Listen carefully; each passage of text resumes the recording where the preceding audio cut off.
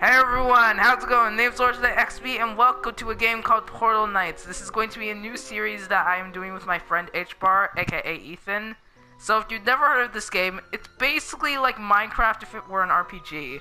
You have classes and leveling systems, as well as crafting systems and being able to build.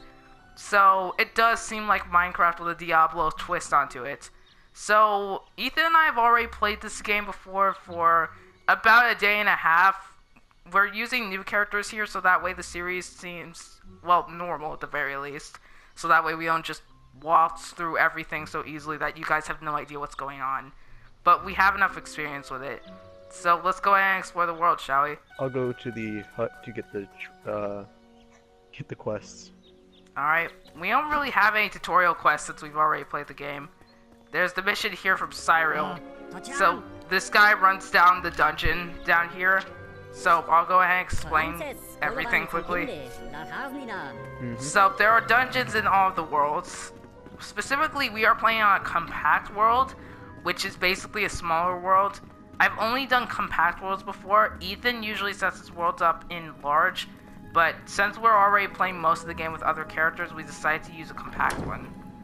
So here's the bad guy. L2 is to zoom in and everything. So I'm using a ranger class, which is basically archers. X allows me to dodge enemies. So I have to keep my distance when I'm fighting everything.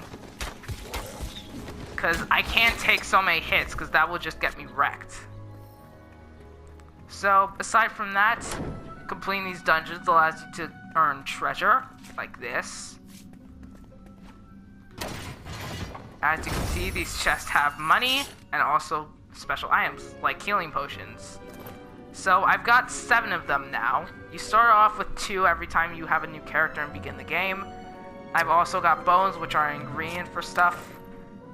Now, I have access to a few things here. Over here are my stats and talents, basically stuff that I can do, and I'm specialized in. You have your character here, which allows you to see things. There's an option which lets you decide whether or not you're wearing a helmet. I usually have it off since it obscures my character's hair, which I really forgot to edit and everything, but it's still fine for the character regardless. So over here you have the inventory, and then you have the crafting system, which usually you don't start off with any recipes, or that many at least. And then the map, which lets us swap between worlds and potential bosses. Oh yeah, if you hold the triangle button, you can just return to spawn. So that's just the basics of controls and things of that nature. You can always see where your allies are whenever you want to. Since this is a small world, traversing is relatively easy, and it's not exactly that hard at all. So what Ethan is doing is he's completing some of the main quests which we are given, which usually involves crafting new things and making new items as well. Ethan, you know this is a duo series. It's a bit awkward if you don't speak. Oh, sorry, I was gonna let you explain everything. Yeah, I know. I just about finished explaining most of the stuff. Like, I'll just explain things as they go on the way. You haven't explained how to get the portal pieces. Oh yeah, that's right. Duh, the most important thing about Portal Knights is, well, the portals. I mean, we're technically knights, or just medieval characters. So these things here are portals. You complete them by creating portal blocks. You need 6 of them to activate a portal. Each portal will have different colors, meaning you'll need different types of shards. So how do you get shards, you may ask? Well, how else would you get it? You clearly keep doing things to level up, and you will usually pick up shards. The easiest way, though, is to take out some monsters. So the green slimes are obviously pretty easy to deal with, but not all monsters in the game are that simple. You'll need to make sure you use positioning well, and not just spamming attacks. Because you need to have good positioning in order to do good in combat as well. R3 to go ahead in first person mode. You won't stay in when you're in combat though, because you'll be moving around the place a lot. So being a ranger, I can easily take down anything from range. If it gets up close though, well then that's an issue, because that will be a huge problem. So over here I'm collecting stuff that I can put in my inventory and use for later. I usually like to organize things based on their level of importance or what they're used for. So I've got 2 portal shards. So if I go into crafting here and go to this section, which is specifically for portal stones, I can make a blue portal stone. Press square to pick up any items you craft, and you can put them in your inventory. Then you simply go to the areas where portal stones are placed, which are highlighted with a blue square with another blue one in it, and then place the stone. Now, if it's not matching color, it will be kicked out immediately. You can't enter the portal until you have all the stones. So it's kind of important that you get all the shards you need to complete these portals, as they're the only ways to traverse between areas of the game. Since this is a bit like a Minecraft game, you are going to need materials for stuff as well, which of course involves mining. So mining stuff is going to require mining tools, like for example, obviously a pickaxe, which the pickaxe is basically being told here. To get a starting pickaxe, just punch some stone. Unlike Minecraft, stuff won't immediately be destroyed when you mine it, because everyone knows that in Minecraft you can break stuff with your fist. However, in this game, you can actually break stone with your fist and it won't break completely. Now I'm going to make another important item, the workbench, which is needed to craft literally everything in the game. And that will show you all the things you can craft with. Crafting everything, of course, isn't going to be easy as it's going to require certain things. New stuff will always appear as you get more and more items to work with. So over here to get a pickaxe, I'll need some more stone. So all I need to do is just take out some more stone. You want to keep track of how many hits it takes to break everything. In the case of stone, breaking it with your fist takes about 7 hits. Now we have a pickaxe, it only takes a matter of 3 hits. Something else you can see here is there's clearly a hidden chest. This hidden chest contains more stone and coins to work with. And yes, this game has a currency system. As you can see here in the top right, the coins are kind of important since you need them to buy stuff. Oh yeah, and the game has a day cycle, so be careful for that.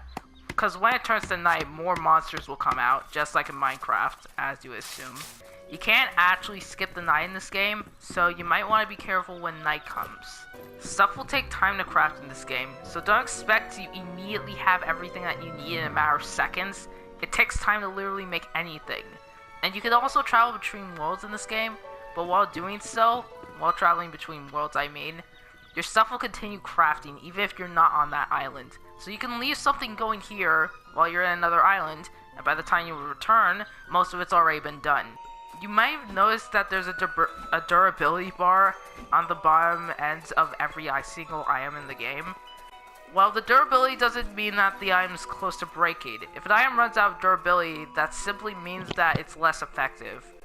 Which means that once it's out of durability, then basically it's going to be less powerful than normal. So don't immediately throw away anything that runs out of durability. It's not broken, it's just worn down. You can easily fix it if you get a sharpening stone, which can easily be made with like 2 stone and just recover just about all the durability on your items. So yeah, just a little tip to keep you guys from constantly making new items that you don't need. Portal activated. Nice, so we got the first portal up. We're not going to leave just yet, we're going to go pick up some new stuff. Having opened the ongoing path, be wary of in the invading wrath. Alright, so that's basically just a warning that the next worlds are going to be much tougher than this. Alright, so we're going to go ahead and gather a few things now. So, just don't mind us. I'm going to cut ahead in the video until we're just about ready to go. Alright, so we're back. We just went ahead and activated the portal and we're all set to go. We have enough materials and we're both also level 2, which I got from mine and he got from doing all the combat scenarios. So now we can enter the portal. So let us get into the next world. And off we go to level number 2. There's also a couple other things we'll have to deal with. In order to restore the world back to normal and basically fix the universe, we have to take down portal guardians. So here we are on level 2, the Dusty Junction, and over here we have a spectral apparition. Greetings, I am a friend, a spectral knight as we call ourselves. Once I protected Elysia from harm. Now, thanks to the Hollow King, I am but a shadow of its past. It's your destiny to succeed where I failed. Hone your skills, explore, and survive. Be forewarned, 2 great beasts stand between you and your destiny. Each can be reached only by a special portal unlocked by a unique totem. So he basically just told us that we'll have to handle bosses to get through. over here is yet another portal, which it appears Ethan's already got most of the pieces for. But we don't want to leave just yet. Oh, I picked up the portal stone. Oh, I just forgot. I have some as well. So I'll fill up the portal and activate it, but we're not going to go through it yet, as we still have stuff to explore in this world. And missions to complete. It's time to go ahead and get to the most important part of this entire area, and that would be ores. Ores till the eye can see. I mean, as far as the eye can see. So this ore right here is copper, which is much more important than you might think, despite how common copper is for an ore. You need this to go ahead and make the next set of tools, specifically level 2 items. So basically, getting any sort of good items will require new ores. Copper in specific will actually go ahead and help us with setting up more stuff than you could imagine. But there's also ruby ores. Ruby is a special item that can be used for magical items. Now, I might not really need this considering that I am not playing as my mage character. As a normal mage, I can use magic items like this. But normally, you cannot. However, they come in handy with creating spells. Usually, certain characters have access to certain specific weapons and skills. However, while H-Bar has access to melee weaponry, and I have access to ranged weaponry, in the form of my bow, we both can actually gain access to things like spells, but we have to use special items to craft them first. Usually, it's only a wizard's job to use things like spells and magical items. However, you can get several different things if you know where to look. So if we look underneath the ruins, we might be able to find something. We have to break through it first.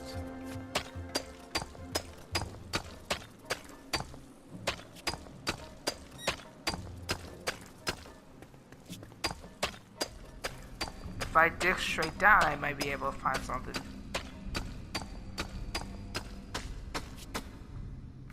Aha! Treasure room! And with it, some healing potions as well.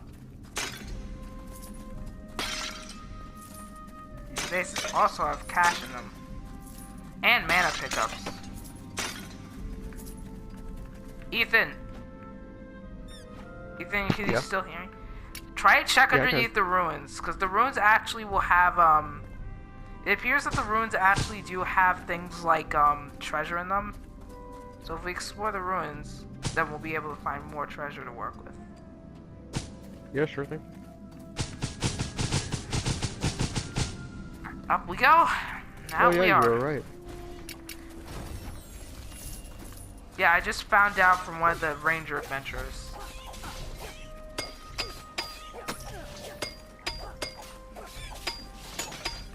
I can hear this. I can see my screen shaking from all your combat. And it would appear that I found yet another chest underneath the sea.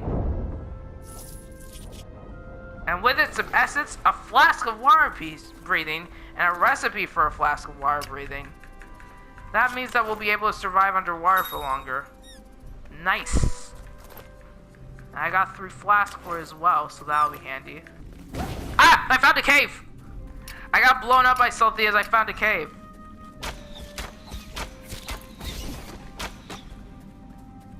That was interesting. Ah yes, another treasure tomb to be followed. Ah yes, and scrolls. Scrolls are basically other magic items that can be used. I'm sorry that you guys can't see my face. Scrolls basically allow you to cast magic without needing mana. And you don't have to be a wizard either in order to use them, which means that I will be able to use these in order to heal myself, since it's basically free healing scrolls.